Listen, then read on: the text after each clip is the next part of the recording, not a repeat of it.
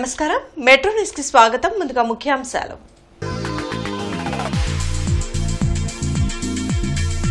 ఘనంగా ప్రపంచ ఆదివాసీ దినోత్సవం ఏకలవ్యుని విగ్రహానికి ప్రజా ప్రతినిధులు అధికారులు ఘన నివాళి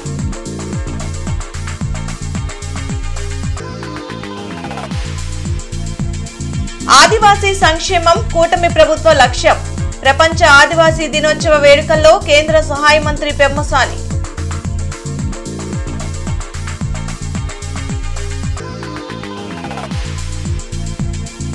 ప్రారంభమైన శంకర్ విలాస్ బ్రిడ్జి కూల్చివేత పనులు ట్రాఫిక్ సమస్యల్ని ఎదుర్కొంటున్న ప్రజలు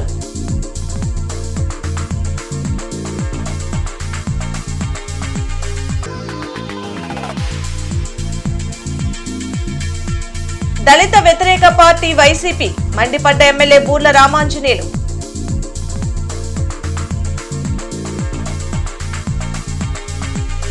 అంతర్జాతీయ ఆదివాసీ దినోత్సవాన్ని గుంటూరులో ఘనంగా నిర్వహించారు. నార్త్ సెంటర్లోని ఏకలవ్యుడి విగ్రహానికి కేంద్ర సహాయ మంత్రి Pemmasani Chandrasekhar, MLA Nasir, deputy mayor Sajjila, commissioner Puli Srinivasulu పూలమాలలు వేసి ఘన నివాళులర్పించారు. ఆదివాసుల అభ్యున్నతికి కేంద్ర రాష్ట ప్రభుత్వాలు ప్రత్యేక కృషి చేస్తున్నాయని పెమ్మసాని తెలిపారు.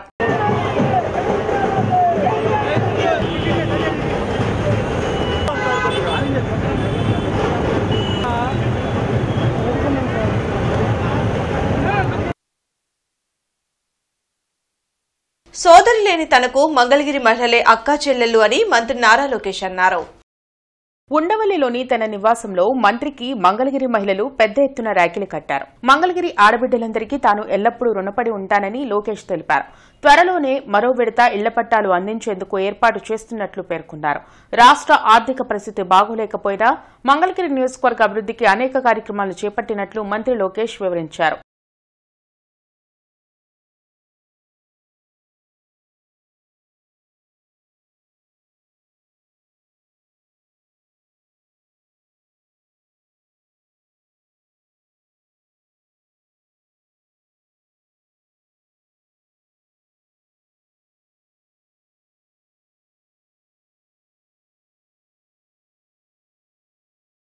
శంకర్ విలాస్ ఫ్లైఓవర్ బ్రిడ్జి కూల్చివేత పనులు ప్రారంభమయ్యాయి.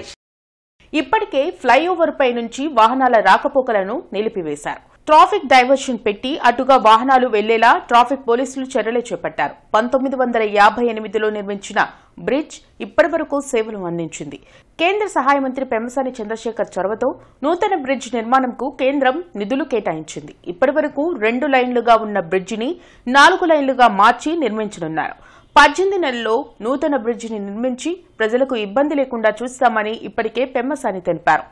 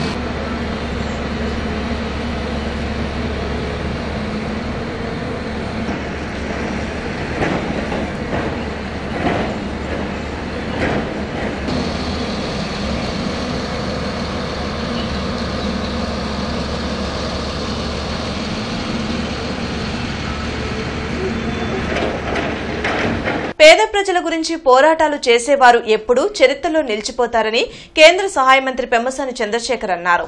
ప్రపంచ ఆదివాసీ దినోత్సవాన్ని గుంటూరులో ఘనంగా నిర్వహించారు. కలెక్టరేట్లోని ఎస్ఆర్ శంకరన్ హాల్లో నిర్వహించిన కార్యక్రమంలో కేంద్ర సహాయ మంత్రి పెమ్మసాని చంద్రశేఖర్, ఎమ్మెల్యేలు గళ్లా మాధవి, బోర్ల రామాంజనేయులు, కమిషనర్ పులి శ్రీనివాసులు, ఇతర ఉన్నతాధికారులు పాల్గొన్నారు.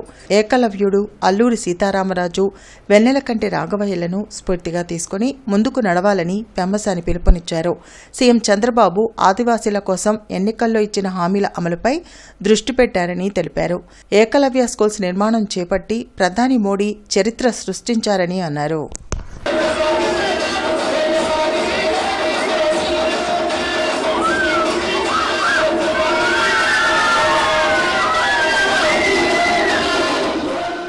అంటే ఒకప్పుడు మీరు చరిత్రలోకి వెళితే ఇలాంటివి జరిగేవి కాదు.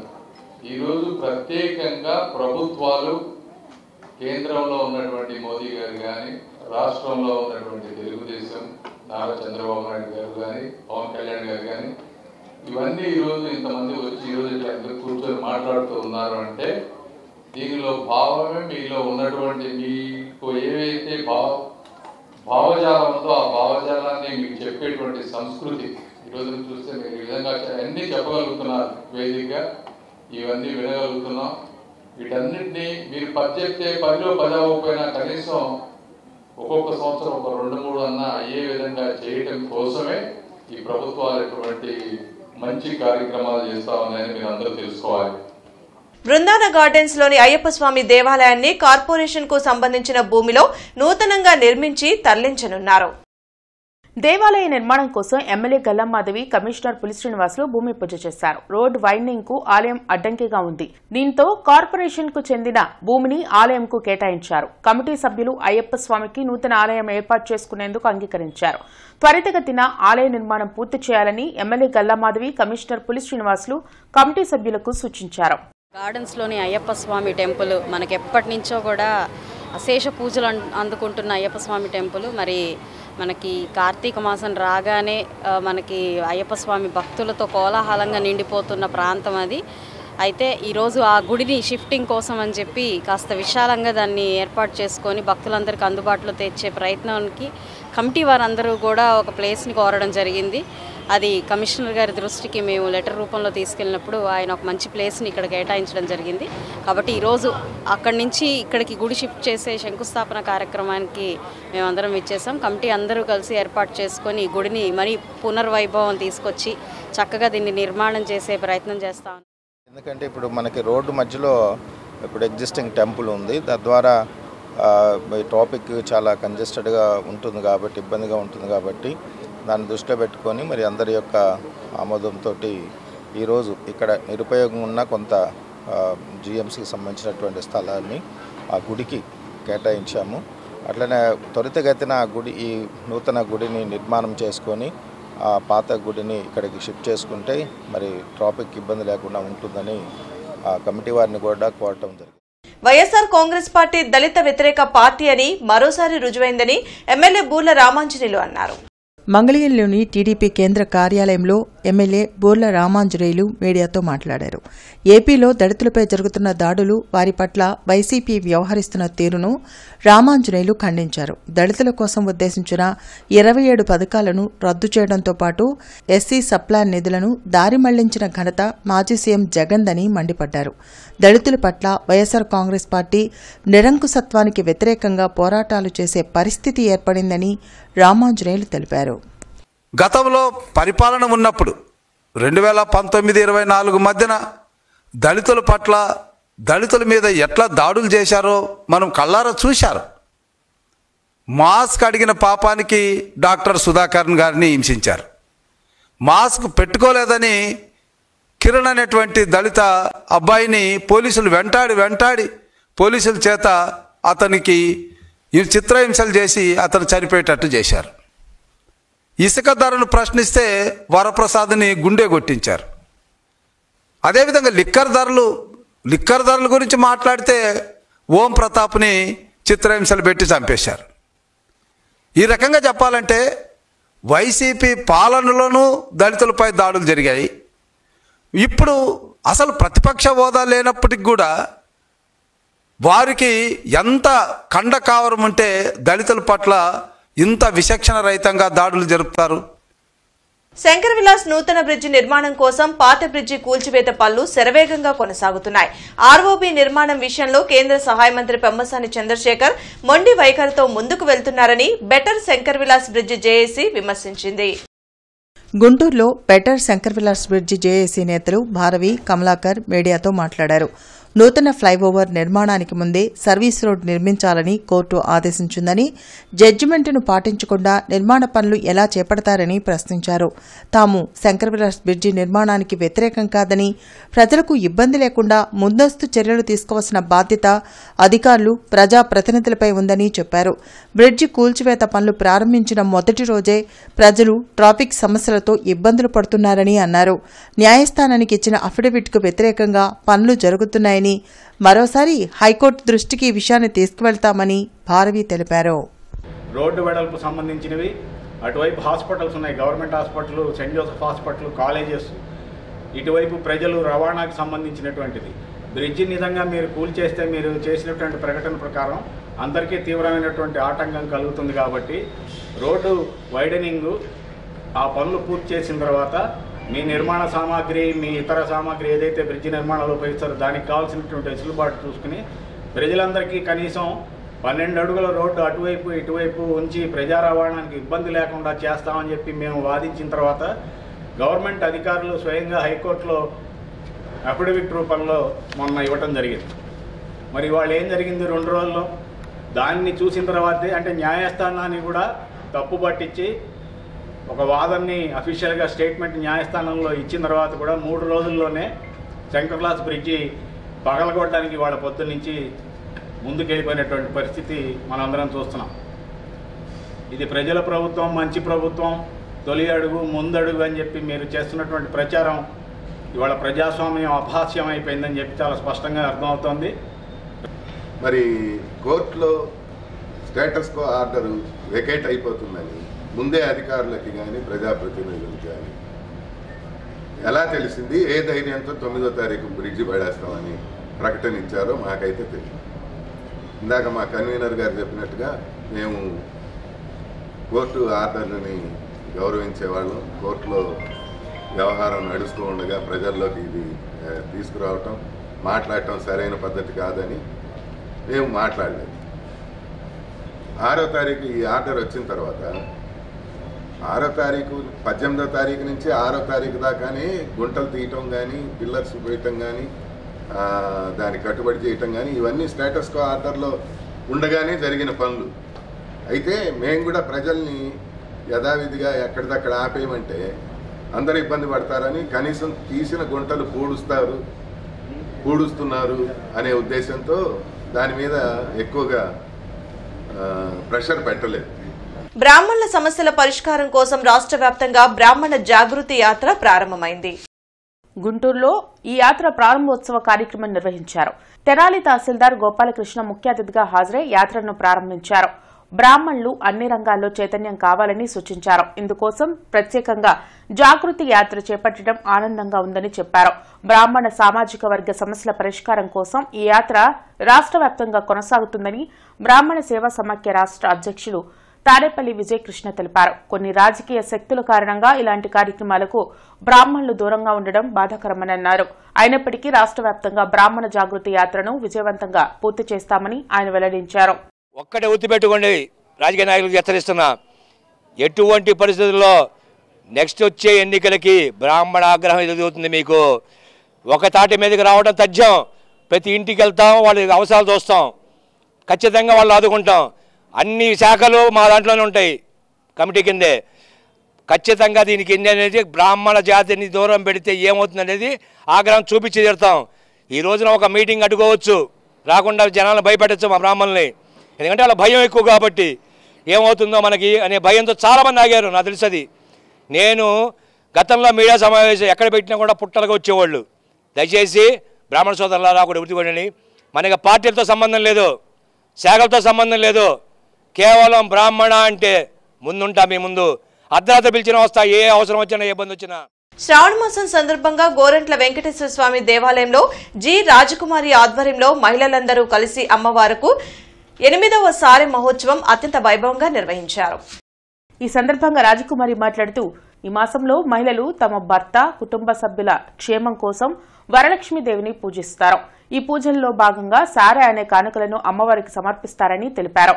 సారెలో కొత్త బట్టలు, నగలు, అక్షింతలు, పసుపు, కుంకుమ, గాజులు, ఇతర పూజా సామాగ్రి ఉంటాయన్నారు. ఈ సారెను గత 7 సంవత్సరాలుగా అమరావతి రోడ్ గోరంట్లలో వేంచేసి ఉన్న శ్రీ పద్మావతి ఆండాల్ సమేత శ్రీ వెంకటేశ్వర స్వామి దేవస్థానం అమ్మవార్లకు సమర్పిస్తున్నామని అన్నారు. అదేవిధంగా ఈ సంవత్సరం కూడా అమ్మవారికి మహిళలందరూ కలిసి రంగరంగ వైభవంగా అమ్మవారికి సారి సమర్పించారని తెలిపారు. ఈ కార్యక్రమంలో ఆలయ చైర్మన్ కంచర్ల ఆంజనేయులు, అధ్యక్షులు ఎర్రంశెట్టి వేణుగోపాల్, ఉదయభాను, రేవతి. అన్ని మాసాల్లో కంటే మంగళకరమైన మాసం శ్రావణ మాసం. ఈ శ్రావణ మాసంలో ఏ చిన్న పూజ చేసినా, వ్రతం చేసినా, నోములు నోచినా విశేషమైన ఫలితాన్ని ఇస్తుంది. అలాగే మేము ప్రతి సంవత్సరము ఇక్కడ సార సమర్పణ కార్యక్రమం చేస్తున్నాము. ఇప్పుడు 7th ఇయర్ శనివారం శ్రవణ నక్షత్రం పౌర్ణమి 4 కలిసి వచ్చిన రోజు చాలా అదృష్టం చేసుకుంటూ మనం ఇలాంటి దినాలను చూస్తున్నాము. శ్రావణ మాసంలో ఇది 5వ మాసం. శ్రావణ మాసం చాలా విశేషమైన మాసం. మహావిష్ణువుకి ఇష్టమైన ఇది లక్ష్మీదేవి అమ్మవారు కూడా కలిసి వచ్చింది. అందరూ మంగళగౌరి, శ్రావణ మాసం అంటే మంగళగౌరి నోములు, శ్రావణ మాసాన్ని విశేషమైన శనివారాలు అదంటే శివుడికి చాలా ప్రీతమైన రోజు. అట్లనే కొత్తగా పెళ్ళైన ఆడపడుచులకి మంగళగౌరి నోములు పట్టించి కొత్తగా పెళ్ళైన వాళ్ళందరికీ చాలా బాగా చేస్తారు. మా 5వ తనం బాగుండాలని అందరం బాగా పూజలు చేస్తాం.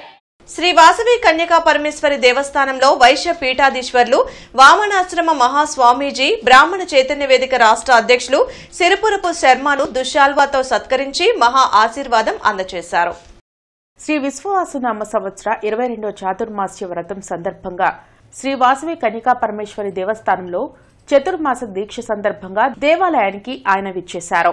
ఈ సందర్భంగా స్వామీజీ మాట్లాడుతూ సనాతన ధర్మాన్ని, దేవాలయ వ్యవస్థను కాపాడాల్సిన బాధ్యత బ్రాహ్మణ వైశ్య కులాలపై ఎంతైనా ఉందని, సనాతన ధర్మాన్ని కాపాడడంలో ఈ ఇరు జాతులు పురాణకాలం నుంచి ముఖ్య భూమిక పోషిస్తున్నారని, నవనాగరిక సమాజంలో కూడా ఇద్దరు అన్నదమ్ముల వలె కలిసిమెలిసి సనాతన ధర్మాన్ని కాపాడాలని అన్నారు. అలాగే మిగిలిన జాతుల వారు కూడా సనాతన ధర్మం పట్ల, దేవాలయం పట్ల మక్కువ చూపేలా చిన్ననాటి నుండే ఆధ్యాత్మిక చింతనను వారి వారి పిల్లలకు అలవాటు చేయాలని తెలిపారు.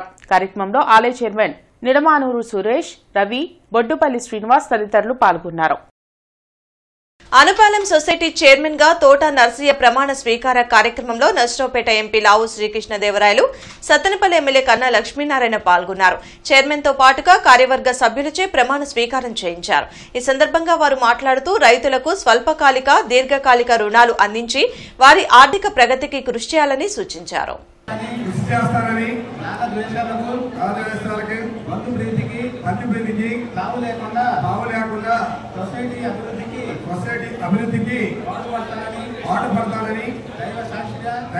సినీ hero super star Mahesh Babu జన్మదిన వేడుకలు గుంటూరులో ఉత్సాహంగా నిర్వహించారు. ఈ కార్యక్రమంలో పశ్చిమ ఎమ్మెల్యే గల్లామాధవి, మాజీ డిప్యూటీ మేయర్ తాడిశెట్టి మురళీమోహన్, మహేష్ బాబు అభిమానులు శేషగిరిరావు, శ్రీనివాసరావు తదితరులు పాల్గొని కేక్ కట్ చేసి మహేష్ బాబుకు పుట్టినరోజు శుభాకాంక్షలు తెలిపారు. తెలుగు చలనచిత్ర రంగంలో విశేష ప్రేక్షకాదరణ పొందిన నటుడు మహేష్ బాబు అని వెల్లడించారు. సేవా కార్యక్రమాలు నిర్వహించడంలో ఆయన ఎప్పుడు ముందంజలో ఉంటారని తెలిపారు. 4500 మంది చిన్నారులకు గుండె ఆపరేషన్లు చేసి వారి హృదయాల్లో చిరస్థాయిగా నిలిచారని చెప్పారు. సినిమా రంగంలో మరింత ఉన్నత స్థాయికి మహేష్ బాబు చేరుకోవాలని వారు ఆకాంక్షించారు. 50వ పుట్టినరోజును పురస్కరించుకొని ఆయన వీరాభిమాని అయిన కొండబోయిన శ్రీను గారి ఆధ్వర్యంలో, తాడిశెట్టి మురళీ గారి ఆధ్వర్యంలో ఈరోజు ఆయన పుట్టినరోజు వేడుకలు ఘనంగా అందరి అభిమానులతో, కార్యకర్తలతో ఈరోజు నిర్వర్తించుకోవడం చాలా సంతోషకరం. మరి ఒక్క నటుడిగానే కాకుండా, ఒక అద్భుతమైన నటునికి తనయుడిగానే కాకుండా ఎందరో వేల పిల్లల గుండె చప్పుడుగా ఆయన ఈరోజు మెలుగుతూ ఉన్నాడు. దాదాపుగా 4500 మంది పిల్లలకి హార్ట్ ఆపరేషన్లు చేసి మనసున్న మనిషిగా ఆయన చాటుకున్నారు. ముఖ్యంగా చెప్పాలంటే తండ్రి యొక్క ఆశయాల్ని పుడిగిపుచ్చుకున్న తనయుడు కృష్ణ గారితో మాకున్న అనుబంధాన్ని ఈయనలో చూస్తుంటే కృష్ణ గారిని చూసినట్టు అనిపిస్తుంది. ఎక్కడో గర్వం ఉండదు, ఎక్కడో డౌన్ టు ఎర్త్, భూమి మీద సామాన్య మానవుడు ఎలా మనుగడ చేస్తాడో ఇంత పెద్ద హీరో అయినప్పుడు కూడా చాలా చక్కగా అందరితో మంచిగా నడుచుకునే మనస్తత్వం కలిగినటువంటి మనిషి మహేష్ బాబు. మానవత్వం గల మనిషి, ఎవరి కీర్తికాంక్ష లేదు. ఎన్నో 4,500 పైచిలకు చిన్నారి గుండె ఆపరేషన్లు చేసినప్పుడు ఎక్కడ కూడా ప్రచారం కానీ. మాల మహానాడు మహాధర్నా ఢిల్లీలోని జంతర్ మంతర్ వద్ద జరగనుంది. ఈ నెల 19 నుంచి 21 వరకు ధర్నా చేపట్టనున్నట్లు మాల మహానాడు జాతీయ అధ్యక్షులు గోళ్ల అరుణ్ కుమార్ తెలిపారు. కార్యక్రమానికి సంబంధించిన పోస్టర్ను జాన్ పాల్, స్టాలిన్ బాబు ఇతర నాయకులతో కలిసి గుంటూరులో ఆవిష్కరించారు. మాలల హక్కులను కాలరాసేలా కేంద్ర రాష్ట్ర ప్రభుత్వాలు తీసుకుంటున్న నిర్ణయాలను ఎట్టి పరిస్థితుల్లోనూ ఒప్పుకునేది లేదని స్పష్టం చేశారు. ఈ నెల 19 నుండి 21 వరకు మాల మహానాడు జాతీయ అధ్యక్షులు గోళ్ల అరుణ్ కుమార్ గారి ఆధ్వర్యంలో ఢిల్లీలోని జంతర్ మంతర్ వద్ద నిరసన ధర్నా కార్యక్రమాన్ని పిలిపించాం. ప్రధానంగా ఏదైతే డివై చంద్రచూడ్ ఎస్సీ వర్గీకరణకి రాజ్యాంగం ధర్మాసనం ఇచ్చినటువంటి తీర్పుని వ్యతిరేకిస్తున్నాం. 2, మీకు దమ్ముందా ఈ 2 రాష్ట్రాలు కాదు, ఈ దేశంలో ఉండబడినటువంటి ప్రధాన రాజకీయ పార్టీలన్నీ కూడా డాక్టర్ బాబాసాహెబ్ అంబేద్కర్ గారు ఉన్న సమయంలో ఉండబడినటువంటి 15% రిజర్వేషన్ ఇచ్చారు. మరి మాలామాదిగల వర్గీకరణ పేరిట ఉన్న రిజర్వేషన్ విభజించారు. కానీ 20%కి పెంచే దమ్ముందా, పెంచమని మేము అడుగుతా ఉన్నాం కేంద్ర ప్రభుత్వాన్ని. మీ రాజకీయ స్వార్థం కోసం మమ్మల్ని బలి చేస్తూ ఉన్నారు. డాక్టర్ బాబాసాహెబ్ అంబేద్కర్ మీద నిజంగా మీకు చిత్తశుద్ధి ఉంటే ప్రపంచంలోనే అత్యున్నతమైనటువంటి రాజ్యాంగం భారత రాజ్యాంగం అని చెప్పి ప్రపంచం వ్యాప్తంగా గర్వపడతా ఉంటుంటే అటువంటి రాజ్యాంగానికి వ్యతిరేకంగా మీరు తీసుకున్న నిర్ణయాలు రాజ్యాంగ వ్యతిరేకం. నిజంగా మీరు అంబేద్కర్ గారి మీద గౌరవం ఉంటే మాకు రావాల్సినటువంటి హక్కులు కానీ మాకు సంబంధించినటువంటి అంశాలలో ప్రయత్నించండి మేము ఆర్థికంగా ముందుకు వెళ్ళటానికి. అంతే తప్ప మాలామాదిగలను విడదీయటం, రెల్లి కులాలను విడదీయటం గతంలో జగన్మోహన్ రెడ్డి గారి ప్రభుత్వంలో కూడా ఎప్పుడూ లేని విధంగా ఎస్సీ ఎస్టీ కమిషన్ అనేది ఈ రాష్ట్రంలో దేశవ్యాప్తంగా ఒకటే కలిసి ఉంది, దాన్ని విడదీశారు. మళ్ళీ జగన్మోహన్ రెడ్డి ప్రభుత్వం వచ్చిన తర్వాత దాన్ని 3 కార్పొరేషన్లకు మాలామాదిగా రెల్లి కార్పొరేషన్ 3 కులాలకు విభజించారు. ఈ ప్రభుత్వం వచ్చిన తర్వాత కూడా ఆ ప్రభుత్వాన్ని మీరు దళితులకు అన్యాయం చేస్తారు, మీరేం చేస్తున్నారని చెప్పి ప్రభుత్వాన్ని నేను డిమాండ్ చేస్తూ ఉన్నాను. కమిషనర్ ఛాంబర్లో కమిషనర్ పోలీస్ శ్రీనివాసులకి బ్రహ్మకుమారిస్ ఉమామహేశ్వరి రాఖీ కట్టారు. ఈ సందర్భంగా కమిషనర్ మాట్లాడుతూ ఎల్లలు లేని ప్రేమ ఆప్యాయతలకు వెలకట్టలేని విలువలకు రాఖీ పండుగ ఓ చిహ్నమన్నారు. కమిషనర్ పోలీస్ శ్రీనివాసులు ఆధ్వర్యంలో నగరంలోని విద్యాసంస్థల ప్రతినిధులు, స్కూల్, కాలేజ్, ఎడ్యుకేషనల్ అధికారులు, జీఎంసీ, ట్రాఫిక్ పోలీస్ అధికారులతో సమన్వయ సమావేశం జరిగింది. ప్రతిష్టాత్మకమైన శంకర్ విలాస్ వంతెన నూతన నిర్మాణ దృష్ట్యా శనివారం నుండి పూర్తి స్థాయిలో రాకపోకలు నిలిపివేయడం జరిగిందని, నగరంలోని విద్యాసంస్థలు కూడా ట్రాఫిక్ రద్దీ నియంత్రణ కోసం షిఫ్ట్లుగా టైమింగ్స్ మార్చుకుని సహకరించాలని కమిషనర్ తెలిపారు. కమ్మజన సేవా సమితి వసతి గృహానికి మాదల చైతన్య 20 లక్షల రూపాయల విరాళాన్ని అందజేశారు. కమ్మజన సేవా సమితి వసతి గృహంలో నిర్వహించిన సర్వసభ్య సమావేశంలో ఈ మొత్తాన్ని చెక్కు రూపంలో మాదల చైతన్య పాలకవర్గానికి అందజేశారు. ఈ సందర్భంగా మాదాల చైతన్య మాట్లాడుతూ ఉన్నత విద్యను బాలికలకు అందించడమే లక్ష్యంగా సంస్థ అందిస్తున్న సేవలలో నేను కూడా భాగస్వామ్యం అవటం అదృష్టమన్నారు. ప్రతిభగల పేద విద్యార్థులకు కుల మతాలకు అతీతంగా ప్రతి సంవత్సరం ఉపకార వేతనాలు జనచైతన్య ప్రాపర్టీస్ తరఫున అందిస్తున్నట్లు పేర్కొన్నారు. అనంతరం కమ్మజన సేవా సమితి నిర్వాహకులు సామినేని కోటేశ్వరరావు మాట్లాడుతూ మాదాల రత్నగిరిబాబు తనయుడు విద్యార్థులకు సేవ చేయాలని ముఖ్య ఉద్దేశంతో మాదాల చైతన్య ఇలాంటి మంచి కార్యక్రమానికి శ్రీకారం చుట్టడం అభినందనీయమన్నారు. గోరంట్ల కోదండరాం నగర్ లో ఓనర్స్ వెల్ఫేర్ అసోసియేషన్ ఆధ్వర్యంలో 300 మొక్కలు నాటే కార్యక్రమంలో కమిషనర్ పోలీస్ శ్రీనివాసులు పాల్గొన్నారు. ఈ సందర్భంగా కమిషనర్ మాట్లాడుతూ మిషన్ గ్రీన్ గుంటూరు ద్వారా పచ్చని పర్యావరణ రహిత నగరంగా గుంటూరు రూపుదిద్దుకుంటుందని, కాలనీల అపార్ట్మెంట్ అసోసియేషన్లు తమ ప్రాంతాల్లో మొక్కలు నాటి సంరక్షించుకోవడానికి ముందుకు రావాలని కమిషనర్ తెలిపారు. బులెటిన్ ముగించే ముందు ముఖ్యాంశాలు మరోసారి.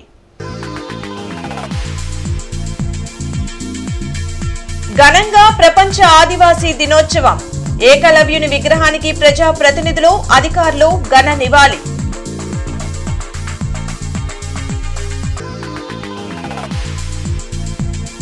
ఆదివాసీ సంక్షేమం కూటమి ప్రభుత్వ లక్ష్యం.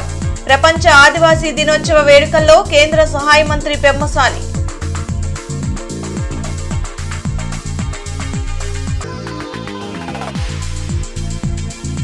ప్రారంభమైన శంకర్ విలాస్ బ్రిడ్జి కూల్చివేత పనులు.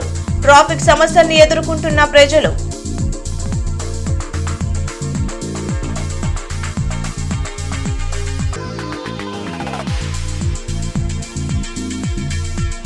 దళిత వ్యతిరేక పార్టీ వైసీపీ మండిపడ్డ ఎమ్మెల్యే బూర్ల రామాంజనేయులు.